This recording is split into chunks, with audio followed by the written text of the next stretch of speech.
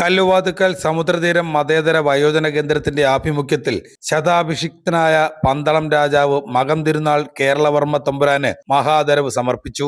ഇതിനോടനുബന്ധിച്ച് നടന്ന പൊതുസമ്മേളനത്തിൽ പ്രഭാഷകൻ പ്രൊഫസർ GP സുരേഷ് ബാബു മഹാദരവ് ചടങ്ങ് ഉദ്ഘാടനം ചെയ്തു. ശ്രീ മകം തിരുനാൾ കേരളവർമ്മ രാജയ്ക്ക് 84 വയസ്സ് തികയുകയാണ്. അദ്ദേഹം ശതാഭിഷിക്തനാകുന്നു.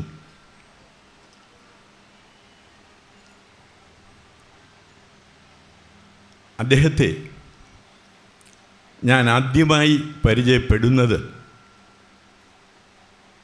2015 പ്രഗത്ഭനായ സാംസ്കാരിക സംഘാടകനും എഴുത്തുകാരനും ഒക്കെയായ ശ്രീ VP രാജീവൻ്റെ നേതൃത്വത്തിൽ പാരിപ്പള്ളിയിൽ നിന്നും പ്രസിദ്ധീകൃതമായ മന്ത്രധ്വനി എന്ന് പറയുന്ന പ്രശസ്തമായ ആധ്യാത്മിക മാസികയിൽ അദ്ദേഹം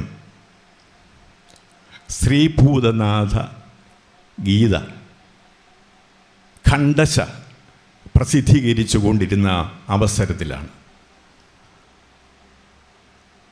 ഈ മാസികയിൽ ഞാനും ഒരു എഴുത്തുകാരനായിരുന്നു. അതുകൊണ്ട് തന്നെ അതിലെഴുതുന്ന സ്ഥിരം പങ്ക്തിയായ ഈ ശ്രീഭൂതനാഥ ഗീതയുടെ വ്യാഖ്യാനം വളരെ സൂക്ഷ്മമായി വായിച്ച് ആസ്വദിക്കുക പതിവായിരുന്നു. അപ്പോൾ ഇത്രയും ലളിതവും അതുപോലെ തന്നെ ഹൃദ്യവുമായ ഒരു പരിഭാഷ കണ്ടപ്പോൾ ഇതിൻ്റെ കർത്താവ് ആരാണ്, അദ്ദേഹത്തെക്കുറിച്ച് കൂടുതൽ വിശദമായിട്ട് എനിക്കൊന്ന് അറിയണമെന്ന് ശ്രീ VP രാജീവനോട് ഞാൻ പറയുകയുണ്ടായി. അപ്പോൾ അദ്ദേഹത്തെക്കുറിച്ചുള്ള ഒരു ചെറു വിവരണം നൽകിയിട്ട് എന്നോട് പറഞ്ഞു, സാറിന് താല്പര്യമുണ്ടെങ്കിൽ നമുക്ക് അദ്ദേഹത്തെ നേരിൽ പോയി കാണാം എന്ന് പറഞ്ഞു. അങ്ങനെ ഞങ്ങൾ രണ്ടുപേരും അദ്ദേഹത്തിൻ്റെ തിരുവനന്തപുരത്തുള്ള വസതിയിൽ ചെന്ന് അദ്ദേഹവുമായി സംസാരിച്ചു. നേരത്തെ ഇവിടെ സ്വാഗത പ്രഭാഷകനായ ശ്രീ പ്ലാക്കാട് ശ്രീകുമാർ പറഞ്ഞതുപോലെ ഉള്ള ഒരു അനുഭവമാണ് എനിക്കും ഉണ്ടായത്. അടിയറ്റം കാണാൻ പറ്റുന്ന ഒരു നീരരുവിയുടെ പ്രതീതിയാണ് മഹാശയനായ അദ്ദേഹത്തെ കണ്ടപ്പോൾ എനിക്ക് ഉണ്ടായത്. അതിൽ പിന്നീട് ആ സൗഹൃദം പ്രതിദിനം വളരുകയുണ്ടായി. അതിനുശേഷം കിഴക്കനെയല്ല ശ്രീ ഗുരുവായൂരപ്പൻ ക്ഷേത്രം എന്ന പ്രശസ്തമായ ആരാധനാലയത്തിൻ്റെ പുനഃപ്രതിഷ്ഠാ കർമ്മം നടന്നതിനോടനുബന്ധിച്ച് നടന്ന സാംസ്കാരിക സമ്മേളനത്തിൽ വളരെ ഉജ്ജ്വലമായൊരു പ്രഭാഷണം അദ്ദേഹം നടത്തി. അപ്പം ഞാൻ പറഞ്ഞു വരുന്നത്, നമ്മുടെ ഭാരതത്തിൽ ഭാരതീയരായ നമുക്കെല്ലാം നമ്മുടെ എല്ലാം ഹൃദയത്തിൽ നിറഞ്ഞു നിൽക്കുന്ന ഭഗവാൻ ശ്രീകൃഷ്ണൻ്റെ ഗീതോപദേശത്തിന് തുല്യമായിട്ട് തന്നെയാണ് കേരളീയരുടെ ഹൃദയവികാരമായ അയ്യപ്പൻ്റെ ശ്രീഭൂതനാഥൻ്റെ ഈ ഗീത എന്ന് പറയുന്ന അതിൻ്റെയും സ്ഥാനം, ശ്രീഭൂതനാഥ ഗീതയുടെയും സ്ഥാനം എന്നാണ്. അപ്പോൾ അത് ഇത്രയും ഗഹനമായ ഈ ഗീതയെ, അത് പന്തളം രാജാവിന് ദുഃഖമുണ്ടായപ്പോൾ അത് ദൂരീകരിക്കുന്നതിന് അദ്ദേഹം ഭഗവാൻ അയ്യപ്പൻ കൊടുത്ത ഉപദേശങ്ങളാണ്. അർജുനൻ ദുഃഖാകുലനായി കർമ്മവിമുഖനായി തേർത്തലിൽ തളർന്നു വീണപ്പോൾ കൃഷ്ണൻ പറഞ്ഞു, അഹമാത്മാ ഗുഡാകേശ സർവഭൂതാശയ സ്ഥിത അഹമാദിച്ച മധ്യഞ്ച ഭൂതാനാം അന്ത ഏവച എന്ന്. അല്ലയോ അർജുന, അല്ലയോ ഗുഡാകേശൻ എന്ന് പറഞ്ഞാൽ അർജുനൻ നിദ്രയെ വെന്നവൻ എന്നാണ് അതിൻ്റെ അർത്ഥം. ഗുഡാകേശൻ, നിദ്രയെ വെന്നവനായ അർജുന, അഹം ആത്മാ, ഞാൻ ആത്മാവാകുന്നു. അഹമാത്മാ ഗുഡാകേശ സർവഭൂതാശയസ്ഥിത, സർവഭൂതങ്ങളുടെയും ഉള്ളിൽ സ്ഥിതി ചെയ്യുന്ന ആത്മാവാകുന്നു ഞാൻ എന്നാണ്. അഹമാത്മാ ഗുഡാകേശ സർവഭൂതാശയ സ്ഥിത അഹമാദിച്ച മധ്യഞ്ച ഭൂതാനാം അന്തയേവച. എല്ലാ ഭൂതങ്ങളുടെയും എല്ലാ ചരാചരങ്ങളുടെയും ആദിയും മധ്യവും അന്തവും ഞാനാകുന്നു എന്നാണ് ഗീതയിൽ ഭഗവാൻ ഉദ്ഘോഷിച്ചത്. അതുപോലുള്ള ഗഹനമായ ആശയങ്ങൾ അയ്യപ്പസ്വാമി അദ്ദേഹത്തിൻ്റെ വളർത്തച്ഛനായ പന്തളം രാജാവിനോട് ഉപദേശിക്കുന്നതാണ് ശ്രീഭൂതനാഥ ഗീത. ആ ഗീതയുടെ ഏറ്റവും മനോഹരവും സരളവും വ്യക്തവുമായ പരിഭാഷയും വ്യാഖ്യാനവുമാണ് നമ്മുടെ വിശിഷ്ടാതിഥിയായ ശ്രീ മകൻ കേരളവർമ്മ രാജ നടത്തിയിരിക്കുന്നത്. അപ്പോൾ അദ്ദേഹം ശതാഭിഷിക്തനാകുമ്പോൾ അദ്ദേഹത്തിന് കൊടുക്കുന്ന ആദരം ഏറ്റവും മാതൃകാപരമായിരിക്കണമെന്ന് എനിക്ക് തോന്നുന്നത് ശ്രീ രാജീവന് നിർബന്ധമുണ്ടായിരുന്നു എന്നാണ്. കാരണം ആർത്തരുടെ ആലയമായ ഈ സമുദ്രതീരത്തിൽ വെച്ചാകണം അദ്ദേഹത്തിന് ഈ നാട്ടിലെ ഈ സാംസ്കാരിക പ്രവർത്തകരുടെ വകയായിട്ടുള്ള ഈ മഹാദരം സമർപ്പിക്കേണ്ടത് എന്ന് അദ്ദേഹത്തിന് തോന്നിക്കാണും. റൂബൽ സിംഗിനും അതുപോലുള്ള ഒരാഗ്രഹം ഉണ്ടായി കാണുമെന്നാണ് ഞാൻ വിചാരിക്കുന്നത്. എന്തായാലും വളരെ സവിശേഷമായ ഒരു സദസ്സിൻ്റെ സാന്നിധ്യത്തിലാണ് അദ്ദേഹത്തിന് ഈ മഹാദരം നമ്മൾ സമ്മാനിക്കുന്നത്. അദ്ദേഹത്തിൻ്റെ വ്യക്തിത്വത്തെ ഞാൻ വളരെ ലളിതമായിട്ട് ഒന്ന് വിശദീകരിച്ച് എങ്കിലും അദ്ദേഹത്തിൻ്റെ ഈ ഗീത വായിക്കുമ്പോഴുള്ള മഹാശയത്തിൻ്റെ ആഴങ്ങൾ നമുക്ക് പല ശ്ലോകങ്ങളിലും നമുക്ക് വ്യക്തമായി കാണാവുന്നതാണ്. അദ്ദേഹത്തിൻ്റെ ശതാബ്ദി പോലെ തന്നെ അദ്ദേഹത്തിൻ്റെ ശതാഭിഷേകം പോലെ തന്നെ തുടർന്ന് വരുന്ന നവതിയും അതുപോലെ തന്നെ ജന്മശതാബ്ദിയുമൊക്കെ മാതൃകാപരമായി ഇതുപോലെ ആഘോഷിക്കാൻ ഇടവരട്ടെ എന്ന് ആശംസിച്ചുകൊണ്ട് ഞാൻ ഈ സമ്മേളനം ഉദ്ഘാടനം ചെയ്തുകൊള്ളുന്നു. എഴുത്തുകാരൻ വി രാധാകൃഷ്ണൻ അധ്യക്ഷത വഹിച്ചു. 21-ാം നൂറ്റാണ്ട് ആരംഭിക്കുന്നത് ഇപ്പോൾ 21-ാം നൂറ്റാണ്ടിൻ്റെ കാൽഭാഗം 25 വർഷങ്ങൾ കഴിഞ്ഞിരിക്കുന്നു. അപ്പോൾ നമുക്ക് കൂടുതൽ വിസ്മയകരമായ കൗതുകകരമായ ലോകം നമ്മെ കാത്തിരിക്കുകയാണ്. അതിനെ അപ്പോൾ ഞാൻ പറഞ്ഞു നമ്മുടെ ഈ കുട്ടിക്കാലം, നമ്മുടെ ഈ ചെറുപ്പകാലം, നമ്മുടെ ഈ വാർദ്ധക്യകാലം, ഇതിലൊക്കെ ഉണ്ടായ മാറ്റങ്ങൾ നമ്മളുടെ ഓരോരുത്തരുടെയും മനസ്സിലുണ്ട്, ഉണ്ടാകണം. നമ്മൾ ഒരിക്കലും നമ്മുടെ ഇന്നലകൾ മറന്നു പോകരുത്. ഇനി വരുന്ന നമ്മുടെ കുഞ്ഞുങ്ങൾക്ക് വളരെ മനോഹരമായ രീതിയിൽ നാളെയെ പ്രതിരോധിക്കാൻ കഴിയത്തക്ക രീതിയിലുള്ള ഒരു ലോകം ഉണ്ടാക്കി കൊടുക്കേണ്ട ബാധ്യത കൂടി നമുക്കുണ്ട്. ഈ സന്ദർഭത്തിലാണ് നമ്മുടെ പന്തളം രാജാവ് ശതാഭിഷിക്തനാകുന്നത്. ഞാൻ നേരത്തെ പറഞ്ഞതുപോലെ ആത്മീയതയുടെ നിത്യപ്രഭയായ പന്തളം രാജാവ് മകൻ തിരുനാൾ കേരളവർമ്മ തമ്പുരാൻ ശതാഭിഷിക്തനാവുന്നു. നമ്മുടെ പ്രൊഫസർ സുരേഷ് ബാബു സാറ് അദ്ദേഹത്തിൻ്റെ ആ ഗാംഭീര്യത്തെക്കുറിച്ച് നിങ്ങളോട് പറഞ്ഞു കഴിഞ്ഞു. ഇനി കൂടുതലായി ഞാൻ പറയുന്നത് ഒരധിക പ്രസംഗമാകും എന്നുള്ളത് കൊണ്ട് തന്നെ പുണ്യപുരാതന സ്മൃതികൾ പുതുതലമുറയിലേക്ക് പകർന്നു നൽകുന്ന സാഹിത്യ തപസ്വിയായ പന്തളം രാജാവ്, അയ്യപ്പ ധർമ്മ പ്രചാരകരുടെ ആത്മീയ തേജസ്, പന്തളം വലിയ കൊട്ടാരത്തിൽ രേവതി തിരുനാൾ അംബാലിക തമ്പുരാട്ടിയുടെയും പൂഞ്ഞാർ കൊട്ടാരത്തിലെ കേരളവർമ്മ രാജയുടെയും മൂത്ത പുത്രനായി 1941 നവംബർ 12 അദ്ദേഹം ഭൂജാതനായി. 1000 പൂർണ്ണചന്ദ്രന്മാരുടെ ദിവ്യദർശന സൗഭാഗ്യത്തിനുടമയായ ആത്മീയ സൗന്ദര്യത്തിന് ആയുരാരോഗ്യ സൗഖ്യങ്ങൾ നേർന്നുകൊണ്ട് ദീർഘായുഷ്മാൻ ഭവ. മലയാള ഐക്യവേദി കൊല്ലം ജില്ലാ കമ്മിറ്റി സെക്രട്ടറി പ്ലാക്കാട് ശ്രീകുമാർ സ്വാഗതം ആശംസിച്ചു. വളരെ സവിശേഷവും ശ്രേഷ്ഠവുമായ ഒരു ചടങ്ങിനാണ് നമ്മൾ സാക്ഷ്യം വഹിക്കുന്നത്.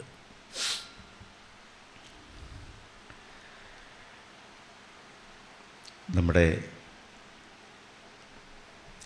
പ്രിയപ്പെട്ട ആദരണീയനായ പന്തളം രാജാവ് മകം തിരുനാൾ കേരളവർമ്മ രാജയ്ക്ക്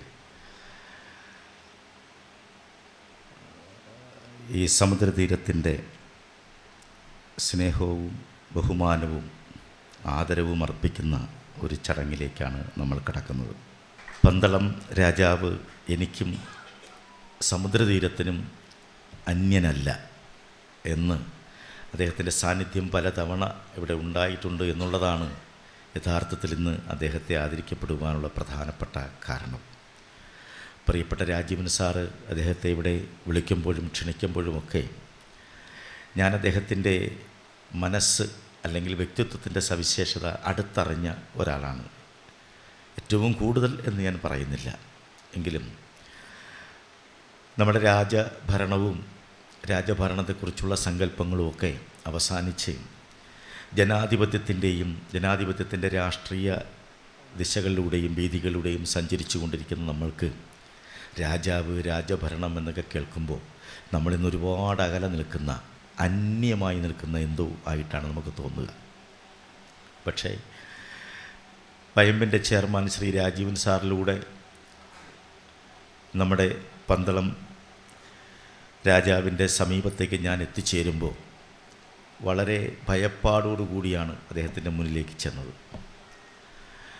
പക്ഷെ പിന്നീടാണ് അറിയുന്നത് ഇത്രയും നിഷ്കളങ്കനായിട്ടുള്ള തെളിനീര് പോലെ സ്നേഹത്തിൻ്റെ ഉറവ ഒലിച്ചു വരുന്ന ഒരു നല്ല മനസ്സിൻ്റെ ഉടമ, വളരെ വലിയ സ്വത്തുക്കൾക്കും അർഹതകൾക്കും അംഗീകാരങ്ങൾക്കും അധികാരങ്ങൾക്കും ഒക്കെ സാക്ഷിയാകുന്ന ഒരു വലിയ മനസ്സ് നമ്മുടെ മുമ്പിൽ എത്ര ലളിതമാണ്, എത്ര വിനീതത്വത്തോടു കൂടിയാണ് അദ്ദേഹം നിൽക്കുന്നത്.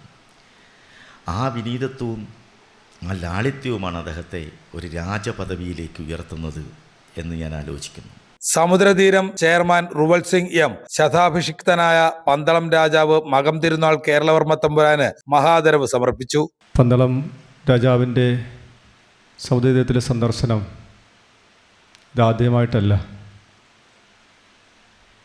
കഴിഞ്ഞ കുറേ നാൾക്ക് മുമ്പ് ഇവിടെ എത്തുകയും അന്ന് നല്ലൊരു പ്രസംഗം കാഴ്ചവെക്കുവാൻ കൂടി കഴിഞ്ഞിട്ടുണ്ട്. ഒരു ചരിത്രം തന്നെ അതിലൂടെ ഞങ്ങൾക്ക് കേൾക്കുവാൻ കഴിഞ്ഞു. ഇന്ന് അത്തരം സാഹചര്യങ്ങൾ ഉണ്ടാവാനുള്ള സാധ്യത കുറവാണ്. സംസാരിക്കാനുള്ള ചെറിയ ബുദ്ധിമുട്ടുണ്ടെന്നാണ് ഞങ്ങൾ വന്നപ്പോൾ തന്നെ അറിയിക്കുകയുണ്ടായി. എങ്കിലും രാജാവിൻ്റെ വാക്കുകൾ കേൾക്കുവാനുള്ള ആഗ്രഹം ഞങ്ങൾക്കെല്ലാവർക്കും ഏറെ കാത്തിരിക്കുകയാണ്. എങ്കിലും ഇങ്ങനൊരു വലിയൊരു മനുഷ്യനെ നമുക്ക് ഈ കുടുംബത്തിൽ കൊണ്ടുവരുവാനും ഇവിടുത്തെ അച്ഛന്മാരും അമ്മമാരും ആ വാക്കുകൾ കേൾക്കുവാനും കഴിയുന്നു എന്ന് പറയുന്നത് തന്നെ ഏറെ സന്തോഷമാണ്. ഞങ്ങളെ സംബന്ധിച്ചിടത്തോളം ഒട്ടനവധി മഹത് വ്യക്തികൾ ഈ കുടുംബത്തിൽ വന്നു പോയെങ്കിലും രാജാവിൻ്റെ സാന്നിധ്യം നമുക്ക് ഏറെ വലുതാണ്. തുടർന്ന് പന്തളം രാജാവ് മകം തിരുനാൾ കേരളവർമ്മ രാജ അനുഗ്രഹ വചനം അർപ്പിച്ചു.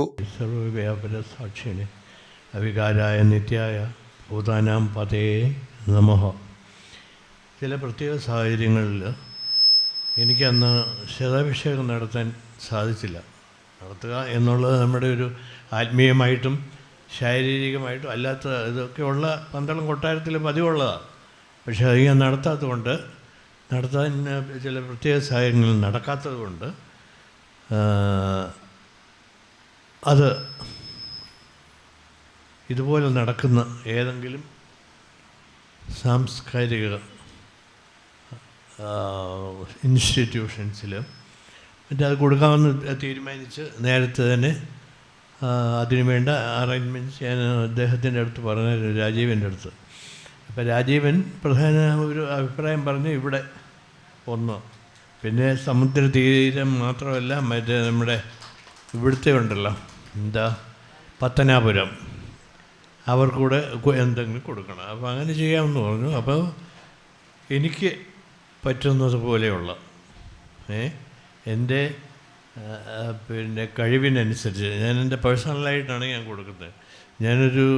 നമ്മൾ ഈ ശബരിമലയിൽ പോയി സ്വർണ്ണപ്പാളികളൊന്നും ഇളക്കാൻ നമുക്ക് പറ്റില്ലല്ലോ. അതുകൊണ്ട് എൻ്റെ സ്വന്തമായിട്ടുള്ള കഴിവനുസരിച്ചാണ് ഞാൻ കൊടുക്കുന്നത്. എന്തെങ്കിലും കൊടുക്കണമെന്ന് എനിക്ക് ആഗ്രഹം അന്ന് തന്നെ തോന്നിയത്, നേരത്തെ തോന്നിയത്. അദ്ദേഹം അതിങ്ങനെ പ്രധാനമായിട്ട് തീരുമാനിച്ച രാജീവനാണ്.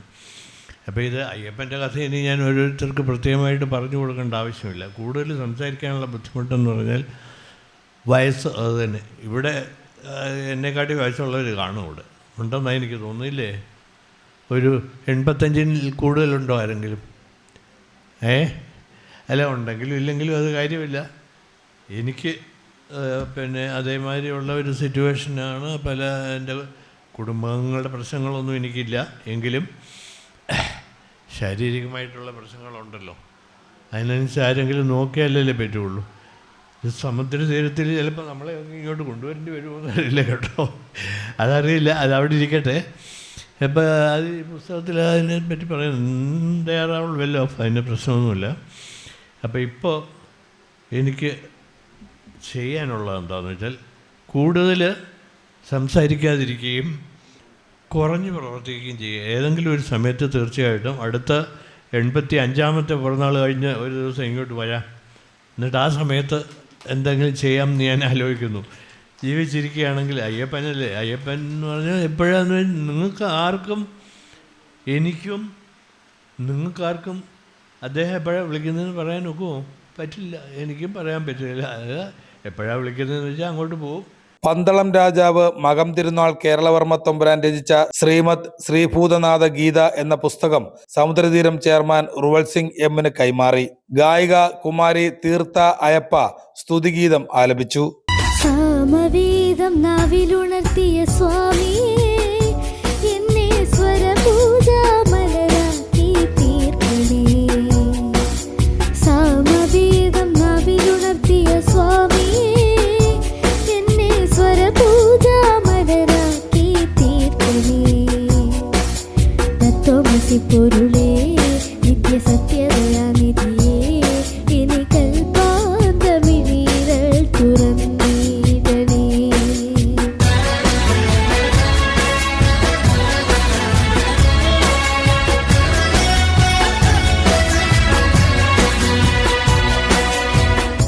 ഇരുമുടി നിറയുമീ ദുരിതം മൊഴിയണേ. ഇഹപരശാന്തി തൻ അമൃതം അരുളണേ. മനസ്സാകും പുലിമേലെ വാഴണേ. ജന്മശനി നീക്കി ശരിയേകിടേണമേ. നോവലിസ്റ്റ് VP രാജീവൻ, സാംസ്കാരിക പ്രവർത്തകൻ ജയരാജൻ, ചന്ദ്രിക ടീച്ചർ, ഗായിക പ്രണവം ഷീല മധു, ഡോക്ടർ വിഷ്ണു S തുടങ്ങിയവർ ആശംസകൾ അർപ്പിച്ചു. റുവൽ സിംഗ് നടത്തുന്ന ഓരോ പരിപാടിയും നമ്മൾ കാണുമ്പോൾ വളരെയേറെ ആശ്ചര്യം തോന്നുകയാണ്. സാധാരണ ഇങ്ങനെയുള്ള ചാരിറ്റികളിലൊക്കെ, ചാരിറ്റി പ്രവർത്തനം നടത്തുന്ന സ്ഥാപനങ്ങളിലൊക്കെ ചാരിറ്റി എന്ന് പറയുന്ന ഒരു ഭാഗവും മറ്റ് പ്രവർത്തനങ്ങൾക്ക് സാമ്പത്തിക ലാഭത്തിന് വേണ്ടി നടത്തുന്ന പ്രവർത്തനങ്ങളുമാണ് നമ്മൾ കാണാറുള്ളത്.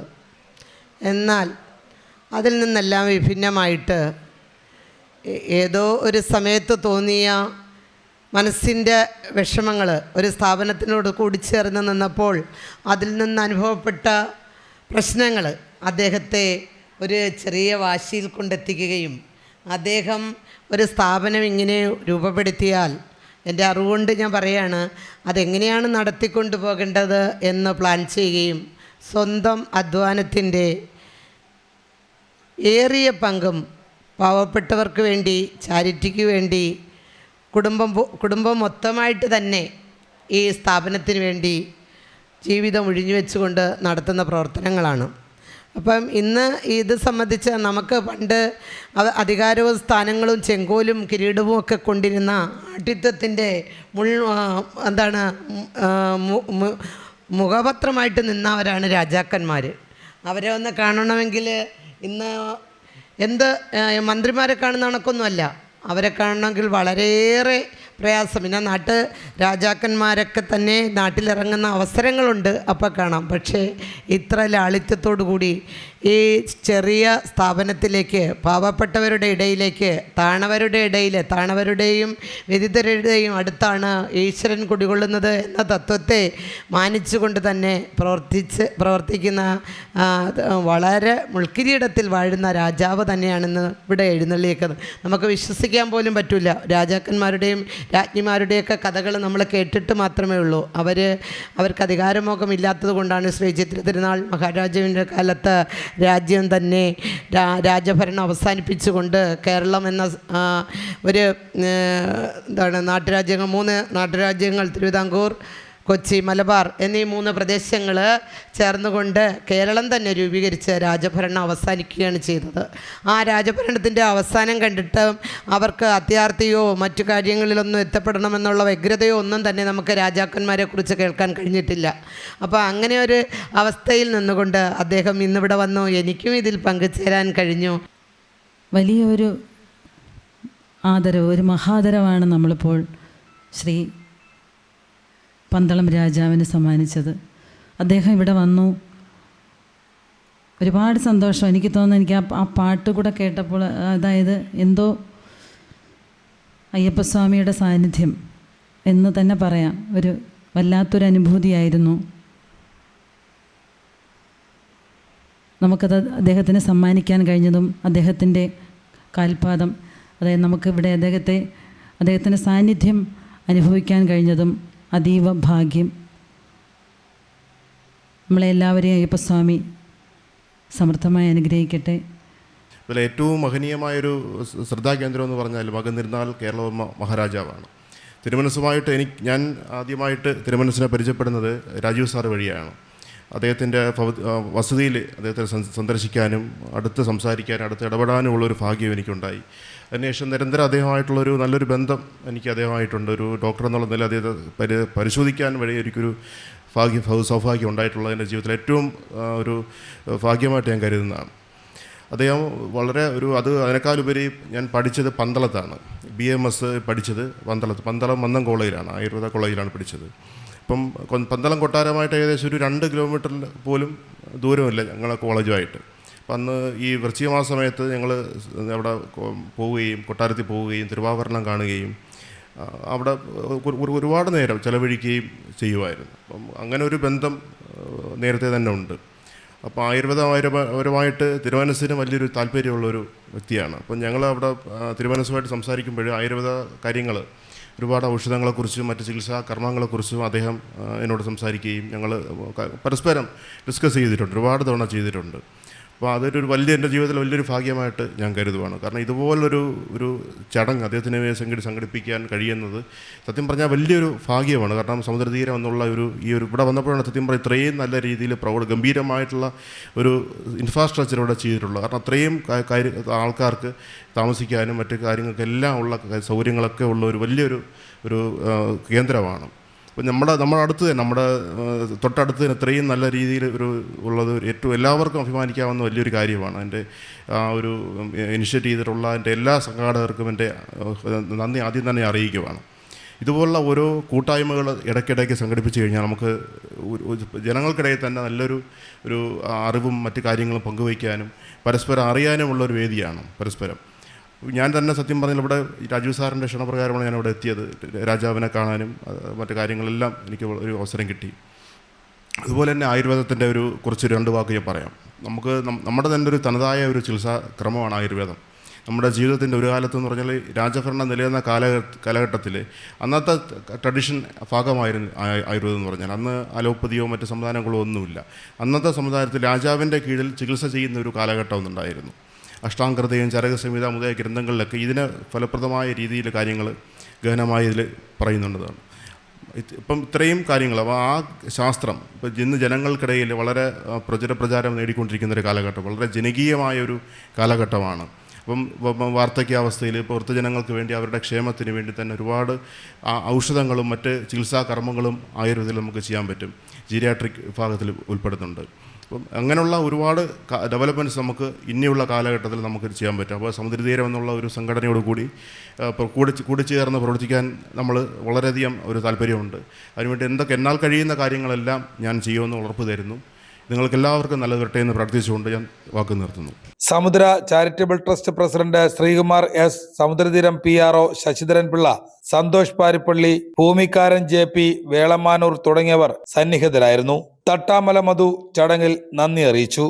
സമുദ്രതീരം എന്ന ഈ പ്രസ്ഥാനത്തിൻ്റെ ഭാഗമായി തീരാൻ കഴിഞ്ഞതിലുള്ള ഒരു അഭിമാനം ഞാൻ ആദ്യമായി രേഖപ്പെടുത്തുകയാണ്. അതിൻ്റെ കാരണവും കൂടി ഈ അവസരത്തിൽ പറയാതിരിക്കാൻ നിവർത്തിയില്ല. കാരണം അനുഭവങ്ങളാണ് പലരുടെയും പുസ്തകങ്ങളായി മാറിയത്. അനുഭവങ്ങൾ പുസ്തകങ്ങളായി മാറിയതെല്ലാം ഇന്നും ജീവിക്കുന്നു. അതിന് ഉദാഹരണങ്ങളാണ് ബഷീറിൻ്റെ കൃതികളും MTയുടെ കൃതികളുമൊക്കെ. എൻ്റെ വീട്ടിനടുത്ത് തൊട്ടടുത്ത് ഒരു മതിലിൻ്റെ അടുത്തൊരു അണ്ണൻ, അദ്ദേഹം വിവാഹം കഴിച്ചിട്ടില്ല. 5 മാസമായ ഒരു അനാഥാലയത്തിൽ കഴിയുകയായിരുന്നു. അദ്ദേഹം മരിച്ചപ്പോഴാണ് ഞാൻ അറിയുന്നത് അദ്ദേഹം അനാഥാലയത്തിലാണെന്ന്. ആ ബോഡി കൊണ്ടുവരാനായിട്ട് ഞാനും കൂടെ പോയി. ആ വാഹനത്തിൽ വരുമ്പോൾ അദ്ദേഹത്തിൻ്റെ അനുജൻ പറഞ്ഞൊരു കമൻ്റാണ്, അത് ഞാൻ അതേ കണക്ക് പറയുന്നില്ല. 5 മാസം കഴിഞ്ഞപ്പോൾ ആ അനാഥാലയത്തിൽ അവർ കൊടുത്തത് 3.5 ലക്ഷം രൂപയാണ്. അപ്പോൾ ഞാൻ ഈ അനാഥാലയത്തെക്കുറിച്ച് അഭിമാനം കൊണ്ടു. അത് എനിക്ക് ഈ അവസരത്തിൽ പറയാതിരിക്കാൻ നിവർത്തിയില്ല. കാരണം ഇവിടെ ഒരു റിട്ടയർഡ് HM ഉൾപ്പെടെ താമസിക്കുന്നുണ്ട്. അവർക്ക് കിട്ടുന്ന പെൻഷൻ അവരുടെ മകൻ വന്ന് മേടിച്ചുകൊണ്ട് പോകുന്ന ചരിത്രമുണ്ട്. ഇത് ഐതിഹ്യ കഥയല്ല, പച്ചയായ ചരിത്രമാണ്. അതെനിക്ക് ഇവിടെ സഹകരിച്ചപ്പോഴാണ് ഈ ഡിഫറൻസ് ബിറ്റ്വീൻ എന്നുള്ള ആ ഒരു വാക്കിൻ്റെ അർത്ഥം മനസ്സിലായത്. കേരളത്തിലെ മറ്റ് പല അനാഥാലയങ്ങളുമായി താരതമ്യം ചെയ്യിക്കുമ്പോൾ ഇങ്ങനെയുള്ള മിസ്റ്റീരിയസ് ആയിട്ടുള്ള നിഗൂഢതകളായിട്ടുള്ള ചില ചിത്രങ്ങൾ നമുക്ക് നേരിട്ട് കാണാൻ പറ്റുമ്പോഴാണ് സമുദ്രതീരം എത്രയോ പവർഫുള്ളാണ്, എത്രയോ സുതാര്യതയാണ്, എത്രയോ കീൻ ഒബ്സർവേഷനോടുകൂടി പ്രവർത്തിക്കുന്ന ഒരു പച്ചയായ അനാഥാലയമാണെന്ന്. അപ്പോഴാണ് ഞാൻ കടമ്മനിട്ടയുടെ കവിത ഓർക്കുന്നത്. മകനേ, നീ മാന്യനാകാതൊരു മനുഷ്യനായി തന്നെ വളരും. കരിമണ്ണിൽ കാതോർത്തുറങ്ങുന്ന വിത്തിൻ്റെ കണ്ണായി മുളച്ചു നീ പൊന്ത്. കല്ലിനടിയിലൂടെ ഊർവക്കണ്ണിയായി കണ്ണ് തുറന്നുയർന്നൊഴുക്. അങ്ങനെ കല്ലിനടിയിലൂടെ ഊർവക്കണ്ണിയായി കണ്ണ് തുറന്നൊഴുകുന്നൊരു പ്രസ്ഥാനമാണ് എന്ന് കഴിഞ്ഞ 2-3 വർഷമായിട്ട് എന്നെ മനസ്സിലാക്കിക്കൊണ്ടിരിക്കുന്നൊരു പ്രസ്ഥാനത്തിൽ നിന്നുകൊണ്ട് പ്രസംഗിക്കാൻ വളരെ അഭിമാനമുണ്ട്. മറ്റൊന്ന്, രാജാവിരിക്കുന്ന വേദിയിൽ ഇങ്ങനെ ഒരു നന്ദി പറയാൻ അവസരം കിട്ടിയതും എൻ്റെ ജീവിതത്തിലെ ഒരു ധന്യമായ മുഹൂർത്തമായി കാണുന്നു. കാരണം രാജാവ് എന്ന് പറയുമ്പോൾ രാജ്യം ഭരിക്കുന്ന വ്യക്തി എന്നതിനുപരി he's a jack of all trade എന്നാണ് എനിക്ക് തോന്നില്ലേ സാറ് അതായത് എല്ലാ വിഷയങ്ങളിലും അപാരമായ പാണ്ഡിത്യമുള്ള വ്യക്തിയെന്നാണ്. രാജാക്കന്മാരെല്ലാം അങ്ങനെയായിരുന്നു, പഴയ രാഷ്ട്രീയക്കാരും അങ്ങനെയായിരുന്നു. കാരണം ഞാൻ ഒരിക്കൽ ഒരിടത്തൊരു പുസ്തക കച്ചവടം ചെയ്തുകൊണ്ട് നിൽക്കുമ്പം വർക്കല ശിവഗിരിയിൽ ഭയങ്കരമായ ഒരു സംസ്കൃത പഠനത്തിൻ്റെ പ്രസംഗം കേൾക്കുന്നത്. അയാൾ പ്രസംഗിക്കുന്നതെല്ലാം സംസ്കൃതമാണ്. ഞാൻ ചെന്ന് നോക്കിയപ്പം കൊല്ലത്തെ പ്രഗത്ഭനായ ഒരു രാഷ്ട്രീയ നേതാവാണ്. അദ്ദേഹം മന്ത്രിയായിരുന്നിട്ടുണ്ട്. പക്ഷേ അവർക്കെല്ലാം അന്നുണ്ടായിരുന്ന ഗുണം ഭയങ്കരമായ വായനയായിരുന്നു. അതുകൊണ്ടാണ് സച്ചിദാനന്ദൻ്റെ കവിതയിൽ പറയുന്നത്, അതായത് ഇളകാത്ത മണ്ണിൽ വേരോടാതെ അഹന്തയാൽ മുരടിച്ച മോചനോത്സാഹമെന്ന്. അപ്പോൾ അതുകൊണ്ട് അങ്ങനെയുള്ള ഒരു പ്രസ്ഥാനത്തിൽ ഇത്തരം സാംസ്കാരിക സാഹിത്യ സാമൂഹിക പ്രവർത്തനങ്ങൾ നടക്കുന്നു എന്നറിഞ്ഞതിൽ സന്തോഷമുണ്ട്. അതിൻ്റെ ഒരു പങ്കാളിയായി നിന്നുകൊണ്ട് ഈ പരിപാടിയിൽ പങ്കെടുത്ത എല്ലാ വ്യക്തികൾക്കും, അധ്യക്ഷൻ മുതൽ ഉദ്ഘാടനം നടത്തിയ വ്യക്തി മുതൽ ആശംസാ പ്രാസംഗികർ ഉൾപ്പെടെയുള്ള എല്ലാവർക്കും, ഈ അനാഥാലയത്തിൽ താമസിക്കുന്ന എല്ലാ അച്ഛൻ അമ്മമാർക്കും, ഈ അനാഥാലയത്തിൻ്റെ അമരക്കാരൻ ശ്രീ റുവൽ സിംഗിനും അദ്ദേഹത്തിൻ്റെ കുടുംബാംഗങ്ങൾക്കുമെല്ലാം എല്ലാവർക്കും ഒറ്റ വാക്കിൽ നന്ദി രേഖപ്പെടുത്തിക്കൊണ്ട് നിർത്തുന്നു.